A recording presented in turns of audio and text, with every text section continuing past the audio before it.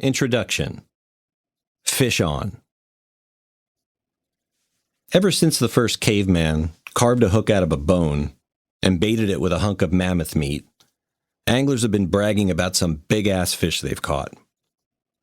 Just look at cave drawings and petroglyphs of tuna or salmon or sharks. What are these but Neolithic boasts of angling glory? Nowadays, hang around any tackle shop, dock, bar, or internet forum, and you'll hear this tradition carried on and on. Most follow this simple narrative. There I was. Suddenly, there it was. Fish on. The fish of a lifetime. Somehow, and against all odds, I managed to land the monster. I'm very modest about the whole thing. By the way, did I show you where it sits above my mantle? Oh, and here's the shadow box where I retired the fly, and did I mention I've named my daughter 4-Pound Brookie? Unless you're the second coming of Zane Grey, I say, enough already.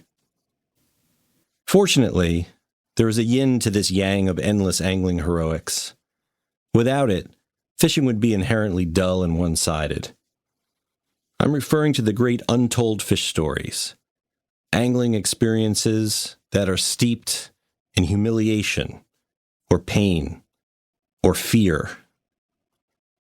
Like the time when the canoe flipped as you were trying to unsnag a lure from a tree branch. Or when you went night fishing for the first time, and 2 raccoons decided to mate in the woods, 20 feet behind you, loudly. Or maybe you never even made a cast, because the wind blew your car door shut with the keys, not to mention your tackle, locked inside. Some of us relish these tales, sometimes even more than the traditional big fish story. We are the same ones who watched the opening montage of ABC's Wide World of Sports in the 1970s, just to see the agony of defeat scene when the ski jumper spectacularly crashed off the slope. As soon as he was done careening through the crowd, we turned the channel. But anglers can be reluctant to regale their fellow anglers with stories of failure.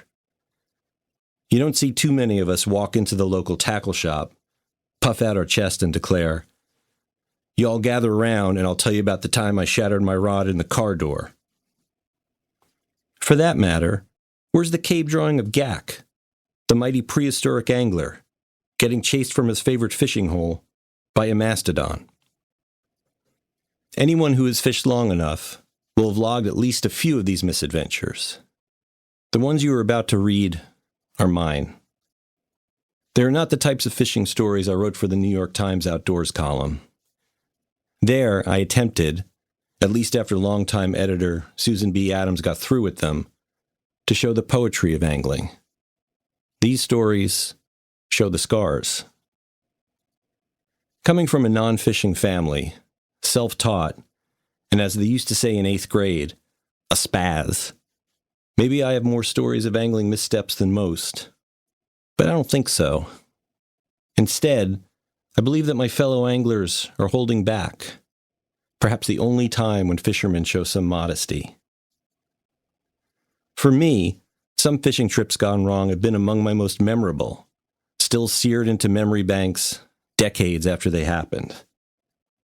Maybe it's the brain's way of warning me not to do this again. This holds true whether it was a pond I pedaled my bike to in high school or some far-flung fishing ground half a world away. Yet not all of them were awful. Indeed, some of my finest angling moments rose from the ashes of what began as an otherwise horrible day. Charles Fox, who probably caught more big trout than anyone on the Letort Spring Run, the double black diamond of trout streams, once wrote, "The angler forgets most of the fish he catches, but he does not forget the streams and lakes in which they are caught." Charlie's right. Recently, I found a photo of a trout I released. It was not an old picture, taken just a couple of years ago on the East Branch of the Delaware.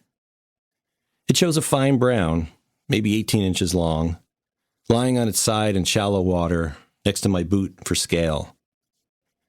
The thing is, I can't remember a thing about it, other than the river I caught it in. The trout is melded into the pot of other various nice fish caught over the years, but without further incident. Then there's the tiny scar above my right eyebrow. Every morning when I look in the mirror, I see it. It's from a blackfly bite that got infected during a trip to Alaska. It started to swell on the penultimate day of fishing. By the time I flew home, it was the size of a golf ball, and everyone wanted to know if I'd gotten in a bar fight with an Alaskan lumberjack. Today, when I look at the scar, I see a glacial-colored river where the blackfly probably hatched. I can smell air sweetened with the tang of Sitka spruce, and I see the school of silver salmon holding in the log jam. They gang rush the purple egg-sucking leech every time I twitched it in front of their noses. Looking back, it makes the subsequent doctor's visit and antibiotics worth it. And it definitely beats another boring story of some schmuck who loaded up on silvers in Alaska. I sometimes wonder if we anglers didn't occasionally fall in, or get chased off the stream by the boogeyman, or wind up with an ice pack on some bleeding wound, we might just as well take up golf, or tennis, or some other sanitized sport. Maybe it's the adventure and risk, or the agony of defeat that keeps us coming back for more. There's an old joke about a salmon angler who dies and finds himself on the most beautiful river he has ever seen. In his hand is the finest salmon outfit ever made. Standing next to him is a gilly who instructs him to cast into the most perfect pool imaginable. So he does, and immediately hooks a 40-pound Atlantic salmon that gives him the greatest fight he has ever experienced. He lands the fish, and the gilly instructs him to cast again. He gladly does. Now he hooks a 50-pounder that gives him an even more spectacular battle. When he releases the second fish, the gilly tells him to cast yet again. The angler's starting to feel a bit fatigued, but how could he resist? Now he hooks a 60-pounder that gives him the most incredible fight yet. By the time he lands his third salmon, he is content and exhausted. The gilly tells him to cast another time. The angler declines, saying he's had enough for now, that he would prefer to just rest and enjoy the moment.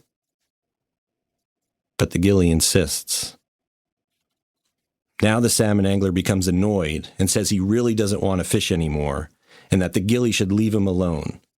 Then he adds that, since he's in heaven, he should be able to do what he wants. The gilly cracks a devilish smile and says, "Heaven? Who says this is heaven? Now cast again!" So to my fellow anglers, I say this. Keep making those spastic casts into trees. Go ahead and hook your buddy's armpit, or trip and snap another $600 fly rod. Fall in a few more times. And if you catch something along the way, that's okay too. Just stay clear from the hell of endless perfect days, filled with boring stories and large, forgettable fish.